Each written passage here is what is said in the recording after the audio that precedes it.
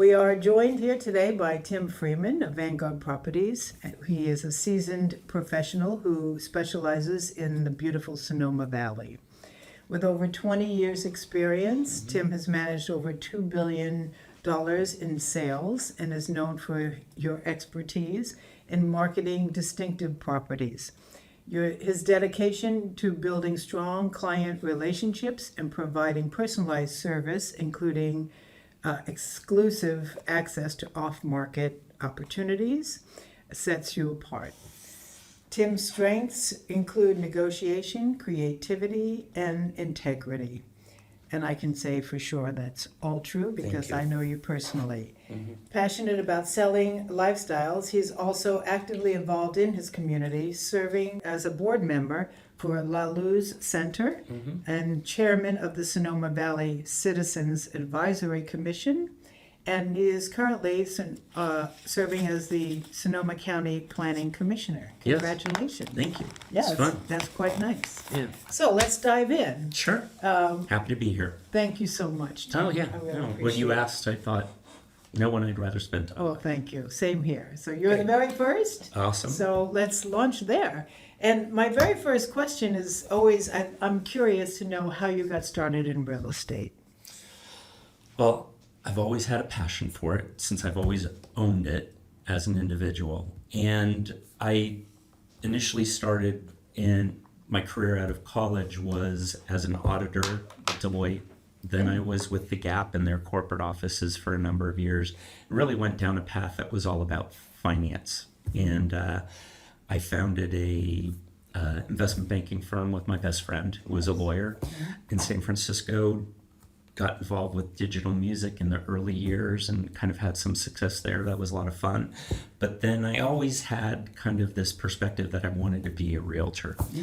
And the funny thing is in retrospect, you're going to laugh when I say this, I always thought, well, I can't do that. Those people are really successful. Not that I didn't consider myself successful, but I didn't know my way in at all.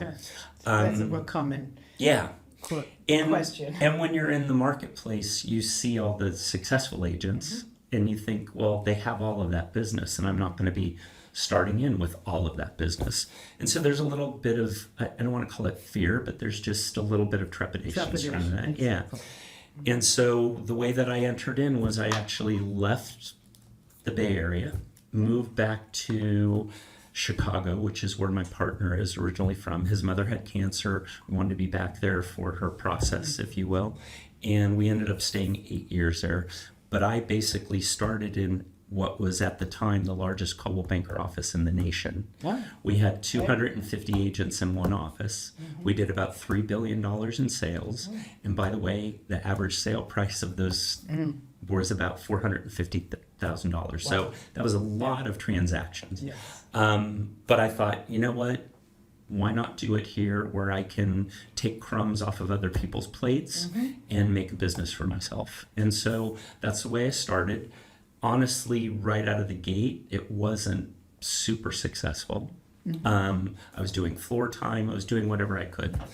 But I honestly I've never been one of the open house people. It's just not where I garner my strength and clientele. But I ended up, I think this was kind of unique and fun. A coffee shop was just opening down the street from my house, like half a block away. It was new. It was an independent coffee shop. And I thought, you know what? I live in an area with a lot of 2 flats, 4 flats, 6 flats. So a lot of people were renters. I basically flyered the neighborhood with an invitation to a real estate chat sessions with Tim Freeman at the coffee shop. I asked to talk to the owner, went ahead and put this together. I would buy your coffee and I would teach you. The good news is in retrospect, it was really smart. And the reason it was really smart was that I was able to I had about 15 people who showed up every week, which is a good number of people. Fantastic. These are people who I didn't know previously. And so I ended up training them all together. And then once they were ready to go out and buy, it was kind of like I'd taken all that time Yeah. in a communal environment. And so a lot of what I had taught them, if you will, Right. was how to go about doing I've always their said business. that education equals trust. Yes. And so when you educate people, they trust you so much. It's not about you. It's not what you're in, Yeah. how can I make money off these people? Right. You really were sincerely educating. And so they then, of course, wanted you to be their realtor. Yeah. That was brilliant. Yeah, and to that point, the one thing that I did do, which I thought was adding a level of credibility, is that I brought it because Illinois is a lawyer state. So I brought in a lawyer to talk about the Oh, yeah. contract. I brought in Completely an different. insurance person to talk about insurance. I brought in an inspector to talk about inspections. So I was able to rely on their Well, it's expertise. just like first-time buyer seminars. Yes, Which we have done for years. exactly. Yeah, And so but you that's just did it exactly what it was. organically. Right. And so Brilliant. it worked out very well for me because basically I had about 12 sales that occurred from Wow. that within the first year. That's So, amazing. yeah. Wow, that's quite a rip-roaring start. Yeah. So if anyone is trying to learn how to get started, you might pick up that idea. That's a Yeah. great tip because everyone always wants to know the famous question is, what is the secret? What's the secret to your success? Yeah. And And it was not being I afraid will to step ask you into that that role. question right Yeah. now. What do you Right. think? What do you attribute the secret to your success? Well, I think that trust really is a component of what we do. And that really comes from being, my saying, you said trust is a result of education. I look at it and I say trust is bred out of consistency. And so consistently being yourself is so important in what we do. And frankly, when I've had opportunity to train new agents in the past, I would focus on what are you doing consistently, whether it's showing up in the office, whether it's talking to your neighbor, whatever it is, show up and do it consistently. And then people know, oh, I can trust this person. Well, that's great. I mean, that's exactly right. I wholeheartedly concur with that statement. And it reminds me now that you were a trainer and Yeah. you were an educator in real estate Yeah. in particular. That's how I met you, I think. Right, yeah. Right? So Right. you. I was working with the Lon Pinnell Realtors. They are now a big part of In the Compass. Bay Area? Yeah, in the Bay Area. And I was their North Bay Career Development Director. And I would have 2-week sessions that were 40 hours a week for new agents where we would just go through from A to Z about how to build a business and how to be consistent. Right. And so that was really something that I felt was giving back. And the funny thing is now I can look back and there are people that I trained throughout the Bay Area who have given me referrals as a result of my training that I've Of done course, for them. that's great. Because they trust me and they Well, know so they let's know who talk I about am. that. So Yeah. you were 8 years in Chicago, 8 years in and Chicago, then yeah. where did you come to San Francisco, the Bay Area? At Came that back, time? well, so You when we sold real left, estate for 8 years. well, actually 5 years was in the sales seat. And then after that, I became the assistant managing broker in I that see. large office of 250 agents responsible for technology. Oh, So that was bringing zip forms to the marketplace. what That was year? the This first, gotta be the 2005, mid-nineties? mid 2000s. Okay. Chicago, they didn't have legal electronic signatures back then. So anyways, so I did that for a couple years, and then they needed managing broker of their luxury office in the Hancock Building in Chicago. Nice. And so I stepped into that role. I had about 50 agents that worked with me. It was a great time because I hadn't really experienced, I was more of a neighborhood realtor prior to that in that office that I was Right. in. Which is what most people are. Yeah. And then this was just now moving to the neighborhood, which was the Gold Coast, Streeterville, kind of the heart of Chicago. Nice. And it was nice because, I hate to even say the name, but Trump Tower was going in. There were a few different properties that were going in that were really beautiful properties. And I got to experience that through the eyes of my agents. And then and you so- came to the Bay Area. then I came back to the Bay Area, which was in Sonoma. Again, I moved to Sonoma, Oh, nice. Sonoma Valley, Where you said. which is where I basically made home. And so you transitioned back from management after a probably a decade or two. Yeah, It's been just while. over a decade. Yeah. Yeah. And then you went back to sales. Yes. First true love, Exactly. which is nice. And the interesting thing was, just as I think you'll probably be able to relate to, Mhm. that first year back in the sales role, I hadn't really spent a lot of time developing clients. So it wasn't, I was very focused on just managing, training, Right. all of that. And so I had some business, but I didn't have a lot of business. And then COVID hit. And a lot of agents in San Francisco who I had known through the years, either training, etc., turned to me and said, I've got this client who needs to buy something in the country. They want to get out of San Francisco during COVID. Would you help them? Oh, And so I ended up with quite a few buyer clients. again, organically. Again, exactly. And trust, again, based on the fact that I was there. The other agents knew me. They knew that I would perform well for their clients. And so I developed a pretty good, sizable business off of that. And it's just Yeah, continued you've from just there. skyrocketed in the Yeah, last it's- 5 years, I yeah, would say. it I've just really- watched you completely grow into a full-time, top-producing realtor, which is great. Nice to be able to say that that's the case. Yeah, no, I know you were just acknowledged as a top producer Yeah. in our company, Yeah. Vanguard Properties, and I congratulate you on Thank you. that. I It's not an appreciate it. easy feat. I mentioned that to a young lady, and I said, "How did you do it in just 3 short years?" And she said, "It's really hard." Yes, A lot of exactly. work, It you is. know? It And is. it is a lot of work. So well, that's really great. I didn't know that you started in Chicago. I think that's Yeah. really fun. And tell me, what do you find are some of the biggest challenges in getting started again when you came out to San Francisco? Because Yeah. everyone wants to know. I find that a lot of realtors, when you're brand new, there's no training. Right. Or there is very little these Right, days. right. I mean, your company will give you some training, Yeah. but you don't know people, or if you're new in an area, how do you get started? What is the key? Where do you get? I mean, you didn't start Well- again with the coffee shop. in No, San no, Francisco. certainly not. And I think my story is a little different because I had a lot of bumping around as a manager, as a trainer, and business came from that. And so I could start to build again, So referrals. start to build a referral business because there was a lot of trust with those other agents. But I would say the one thing that I think is important for a new agent. This is where being in that big 250 agent office. Now we had an assistant broker who was just responsible for training. So that was a unique model. To your point, you don't find out in the marketplace many places that are dedicated to We're training. seeing more of it. I think the larger companies, even the boutique like Vanguard, we Sure. offer lots of training.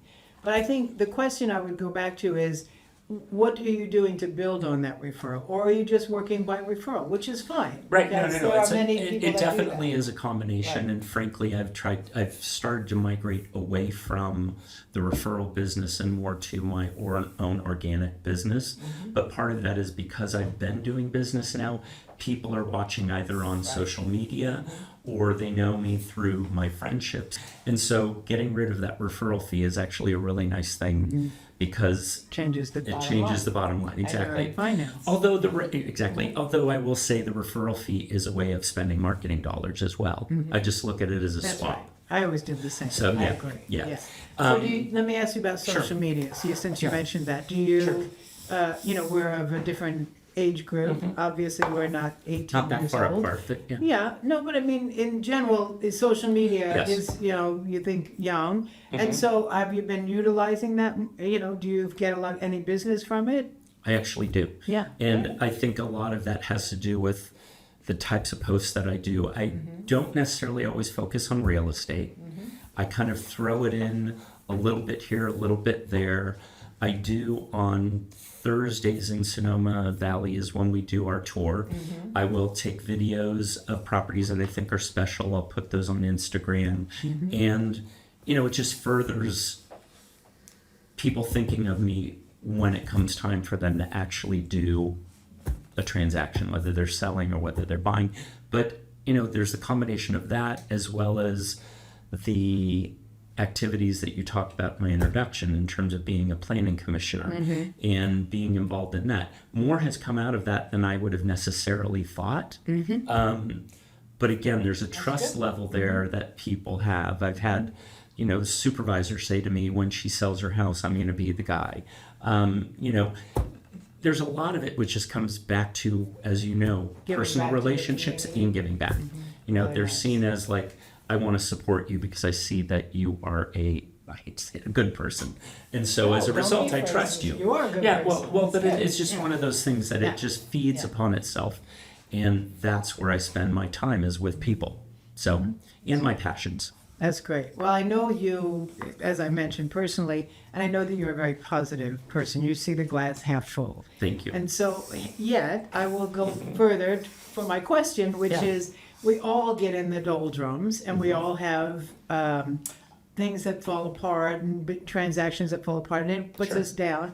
How do you stay motivated, especially in a difficult market? We're just coming. It seems like we're coming out of this really difficult market. The interest rates are still high, and yeah. a lot of unknown factors. How do you motivate yourself when you get down? What are the things that you do that help you get back? Okay, I can do this again. Because there's a lot of, we find, just you have to take a lot of browbeating in real You do, estate. There's yeah. a lot of no's before you get to the yes. Yeah. So tell us what. And so how I do you think the get key motivated? for myself, I find that being active in a lot of different, it's a little Areas. crazy making on some level, because, focus is important with what we do, but I have a lot going on.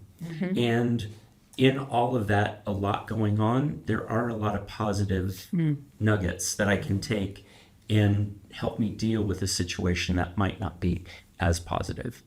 I also steer away from negative clients.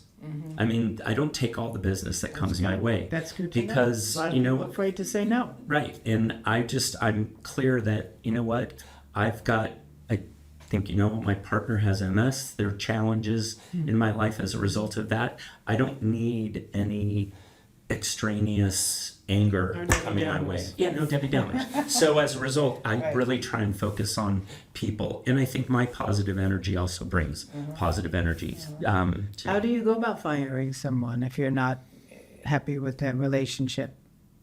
I've fired a few in the last couple of years. It just has been an issue of saying, I'm sorry, but this doesn't seem to be working out. And I know you'll be successful with somebody. It's just not going to be with me. And I'm happy to give you a referral to somebody else. Or if you'd like to go out on your own, I'm Nice. happy to let you do that. But Well, we've signed a contract, however, Yeah. I'm willing to break it Yeah. for the fact that I don't think I can serve you the way that you want to be Lovely. served. And I don't do it, it doesn't take just one disagreement. It Right. does take a level of like, you're consistently showing me who you are, It's and not it's not right. somebody that is a right fit. Yeah, Fair enough. there's different That's type good. for everybody. Well, and it's great that at least you're offering to refer them to someone who might be a right fit. I think that in the years that, we've both been in real estate so many years, not everyone is meant to work together. And so it is an opportunity to refer them to the right person. Right. Well, that's great. I love that. And I don't refer them to my enemies. I just refer them to somebody I think is going to be right. Yeah, exactly. that's- No, yeah. enemies. Well, we could do that. That'd be fun. Yeah. No. So I want to talk about the classic. Everyone wants to know about time management. You do a lot. It sounds like Yeah. you're a top producer. You've got a spouse who has health issues. You're on the planning commission. You're volunteering your time, even though you probably have, you don't have any more time than the rest of us. Right. So how do you structure yourself? How do you manage yourself? And the classic time management question. What do you find to be most effective? Well, one is I don't overschedule myself, and I really manage my calendar closely, and I try not to make any commitments that are going to put me in conflict. I would rather tell somebody that I can meet with you in a week rather than meet with you and squeeze you in here or there. That doesn't always prove to be successful on some level, because you do have needs for suddenly somebody really wants to see a property and you've got to make it work. And so there's just a level of flexibility that I have, and I think I've set my world up in a way where I have people that I can rely on for various things.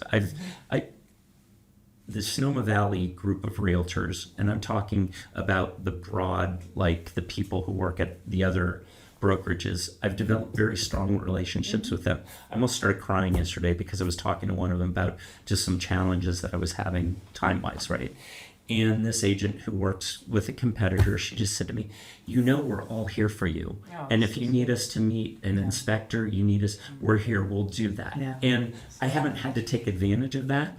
But again, that's just a way of kind of sloughing off a little bit of stress because you have the support of those around you.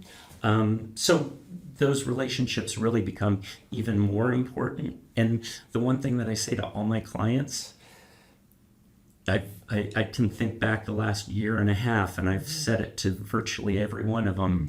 The most important relationship I have is with other agents. And I don't mean that to be offensive to you. I just need you to know that that's where I get a lot of my power in supporting you on what your needs are. And so them trusting me, them understanding that when Tim walks through the door, I can trust what's going to happen, or he's going to manage his client in a certain way, or what have you. That really goes a long way to just giving support to me, and that's a big draw for me. It's true. Our relationships are very important. Yes. Yeah, it's really great. And I love that you don't overbook yourself, because a lot of people try to do too much, and it is a setup for failure. I've done that as well. Do you manage to take a day off every year? Every day, every year. Well, that sounds more like it. But every week? I actually take moments as I'm going through my day. Like, it's funny, but I tend to do a decent amount of business in the West County, which cell coverage is not great out there. Oh, that's and helpful. that actually is very helpful, because the minute I hit like Robler Road, my cell phone stops working, and I just go, and so I do take moments. My partner and I can't travel, so luckily I live in Shangri-La. So, but I take the moment to go sit in the yard, watch the hummingbirds, do some things that are going to give me a level of peace. And so I get my time in. Nice. I do. That's lovely. Yeah, it's really important. I always said that it's important to take time, because you can't serve people if you're not taking care of yourself. Exactly. Well, excellent. So let me ask you something else that I think is on a lot of folks' mind. We've had a lot of changes in the real estate industry in the last year. Sure. We have the new contracts that we're working with. We have now segregated the listing side from the buyer side, and we have two different sets of realtors work. We've always had two different sets of realtors, right? Although now it's the law of the land. Yeah. And I'm wondering how that's working out for you, and what kind of advice you may have for people on using the new buyer broker agreements and how that's working. First of all, I believe in it, and I've always been somebody who, my background as a CPA always made me question and wonder about dual agency. And again, I'm not your typical agent in the sense that is something that people shy away from. I've always been clear, I can only work for you. This is just my philosophy. I can only work for you, and I can't work for two people. There are situations that arise where it's like, oh, can't you write the contract for this person? They don't have representation. That's a little different, but then you're just very clear about what you can and can't do for them. But for the most part, it really hasn't changed my business a lot, other than just having that signed that says, I'm going to be paid through you, and if we can't get the sellers to pay for it, you're going to have to come up with this. Now that goes and speaks to what are people's resources that are available to get the transaction done.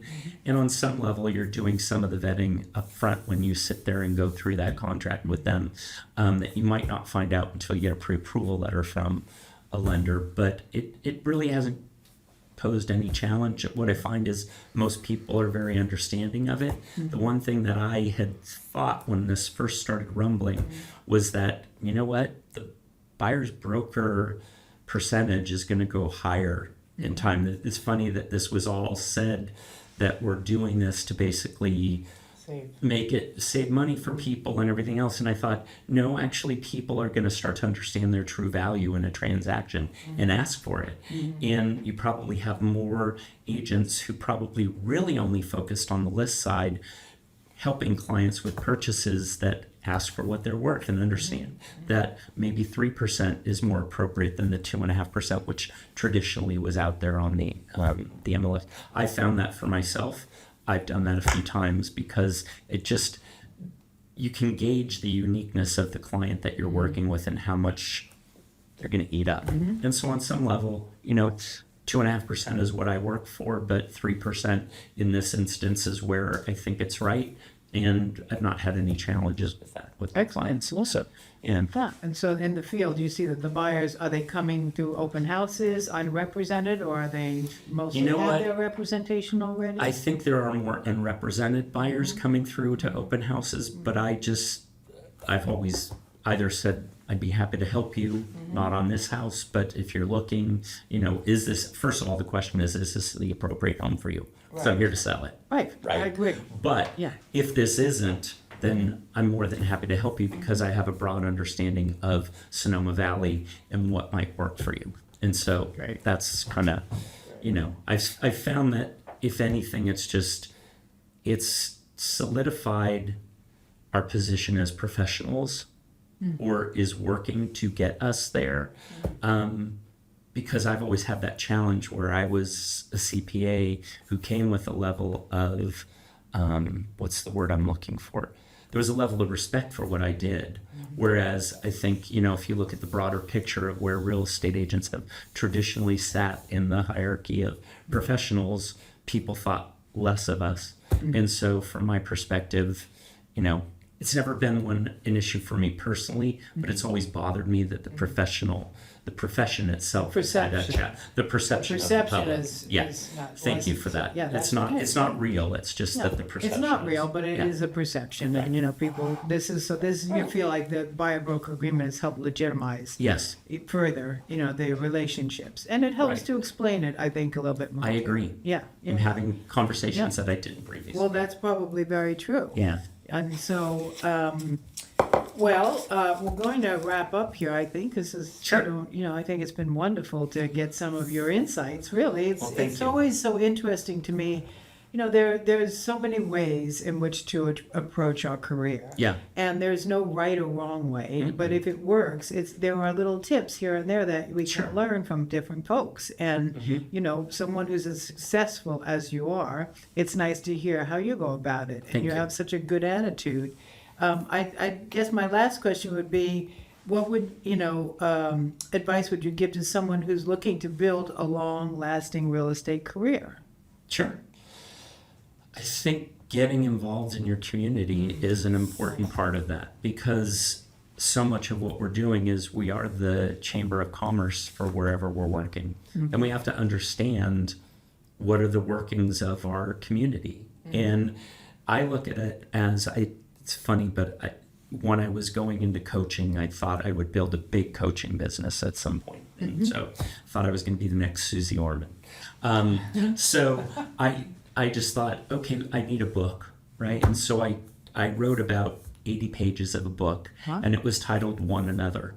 And what I perceive a real estate agent's role is to help take care of one another and to really understand and be a bond within our community. Nice. And so that was that's the genesis of what my belief is about being a long-term successful realtor.